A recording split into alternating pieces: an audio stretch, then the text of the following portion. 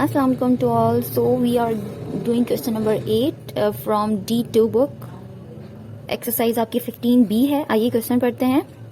अच्छा, क्वेश्चन पढ़ने से पहले मैं आपको कहना चाहूंगी, अगर आप लोगों ने मेरा चैनल सब्सक्राइब नहीं किया तो आप मेरा चैनल सब्सक्राइब कर दें और साथ में बेल आइकन भी प्रेस कर दें, जिससे आपको पता लगेगा मेरी वीडियो अपलोड हो गई है. तो अब यहाँ क्वेश्चन पढ़ते हैं 8. Santa Claus has this red present and this white present in his stocking. अच्छा, स्टॉकिंग एक सॉक्स की तरह से होता है, वो थोड़ा उसमें जो होता है लंबा सा बड़ा सा, आपने देखा ही होगा पिक्चर वगैरह, उसमें गिफ्ट लगता है सेंटा क्लॉज. उस गिफ्ट की जो क्वांटिटी है वो यहाँ बता दी है. जैसे कि रेड कलर के प्रेजेंट्स हैं तो वो इतने हैं. ये टोटल अभी हमें क्वांटिटी नहीं बताई हुई, 3H + 11 है. और उसके अलावा उसी स्टॉकिंग में व्हाइट कलर के भी प्रेजेंट हैं, उनकी क्वांटिटी आपके पास ये है H + 5. अब यहाँ उन्होंने बोला Ethan select a present randomly from the stocking. Ethan ने स्टॉकिंग में हाथ डाल के कोई प्रेजेंट रैंडमली निकाला, तो कह रहे हैं given that the probability that the obtain a red present is this, find the value. अच्छा, खैर पहली बात उन्होंने बोला ईथन कोई प्रेजेंट निकाल रहा है, उसकी प्रोबेबिलिटी फाइंड करके दे दें. जब प्रोबेबिलिटी निकाल देंगे तो आपको यहाँ पर जो रेड प्रेजेंट की प्रोबेबिलिटी होगी ना, वो किसके बराबर, प्रेजेंट इक्वल्स टू 19/26. तो आइए हम पहले प्रोबेबिलिटी निकालते हैं ईथन ने जो सिलेक्ट रैंडमली किया होगा. सबसे पहले आपको पता है यहाँ पर जो हमें टोटल आउटकम चाहिए होंगे, तो टोटल आउटकम में देखा जाए ये रेड प्रेजेंट है और ये व्हाइट, इन दोनों का सम अप करेंगे तो ही हमें पता चलेगा टोटल आउटकम क्या है. तो हम ये और ये प्लस कर लेते हैं. जैसे कि रेड प्रेजेंट है आपके पास 3H + 11 और उसमें जो व्हाइट प्रेजेंट है वो है ये H + 5. अब इनको प्लस करेंगे तो देख सकते हैं H में प्लस हो जाएगा, जो कि है 3 और 1H इज 4H, और ये 11 और 5 प्लस हो जाएगा तो ये हो जाएंगे 16. तो बेसिकली जो टोटल आउटकम आया है आपके पास वो आया है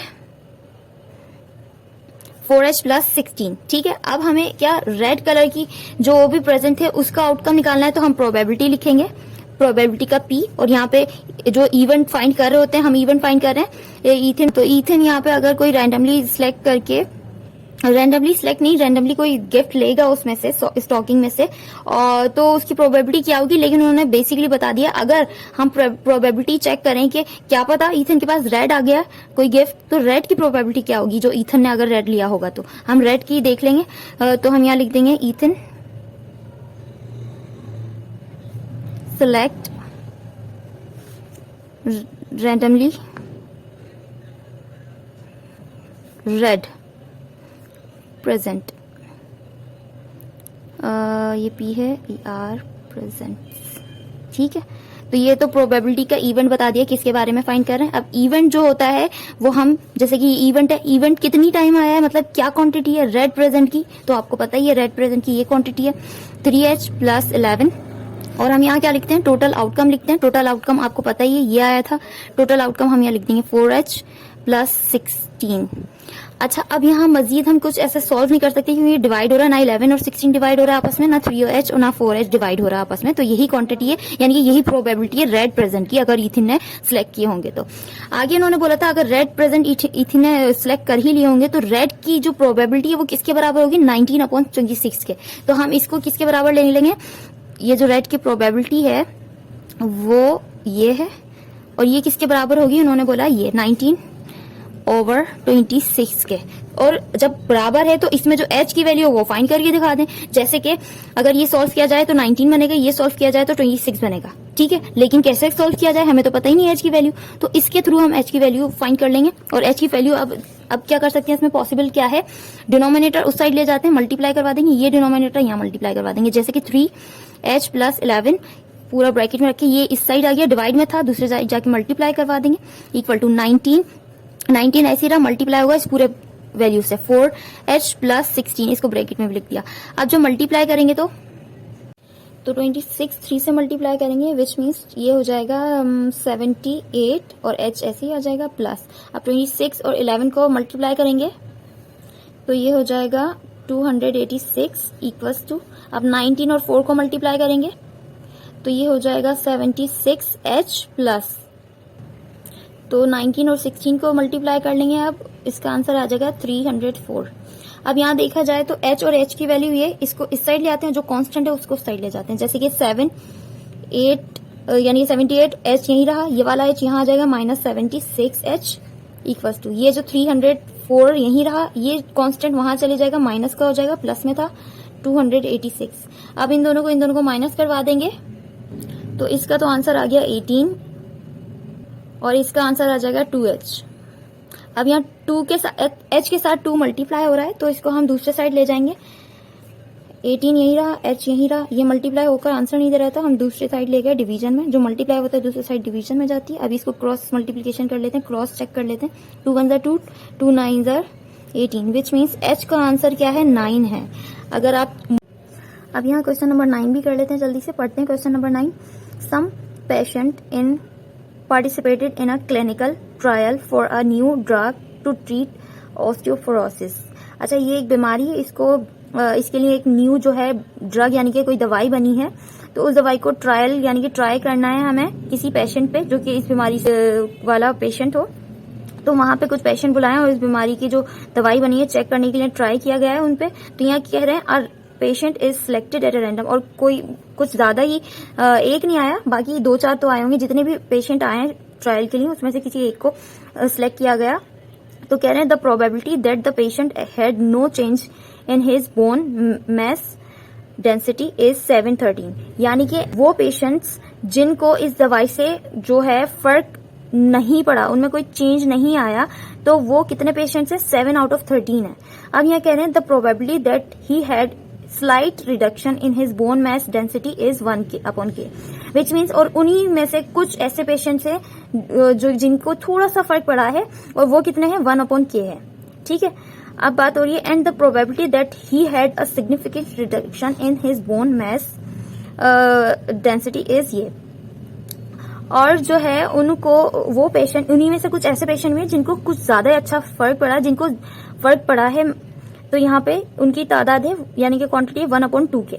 ठीक है, तो 3 प्रोबेबिलिटी आ गई हैं। एक को बिल्कुल फर्क नहीं पड़ा, दूसरी वाली प्रोबेबिलिटी में है कि स्लाइटली फर्क पड़ा है और इसमें कुछ फर्क पड़ा है। ठीक है, तो यहाँ पे कह रहे हैं ये तो प्रोबेबिलिटी है लेकिन find the value of k। तो पहली बात, ये तीनों जो है प्रोबेबिलिटी है एक साथ लिख लेते हैं, फिर देखते हैं आगे क्या करना है। तो यहाँ क्वेश्चन नंबर 9 कर लेते हैं। 3 प्रोबेबिलिटी गिवन थी, एक ये 7 out of 13, 1 out of k, 1 out of 2k, और इन तीनों प्रोबेबिलिटी को प्लस करेंगे तो टोटल में से ही ये प्रोबेबिलिटी आई है ना, टोटल प्रोबेबिलिटी यानी कि 1, तो ये तीनों 1 के ही बराबर ले लिए।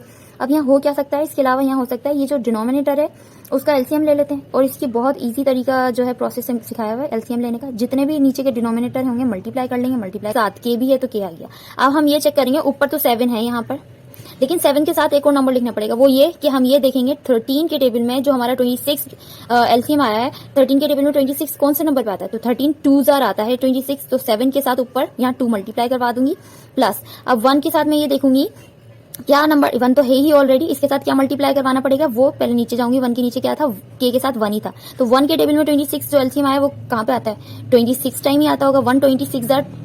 126 आता है ना, तो ये जो हमारा 1 के नीचे नंबर था 1 के टेबल में जो हमारा एलसीएम आया 26 टाइम ही आता है, यहाँ हम 26 मल्टीप्लाई करवा लेंगे। अब हम यहाँ जाएंगे, ये जो 1 बचा है ये तो रहेगा ही, लेकिन इसके साथ क्या मल्टीप्लाई करवाएंगे, इसके नीचे वाले डिनोमिनेटर में देखेंगे यहाँ क्या था 2 था। अब मैं चेक करूंगी 2 के टेबल में 26 कहाँ पर आता है, तो 2 के टेबल में 26 13 टाइम्स आता है, तो हमने ये यहाँ पे काम करवा दिया।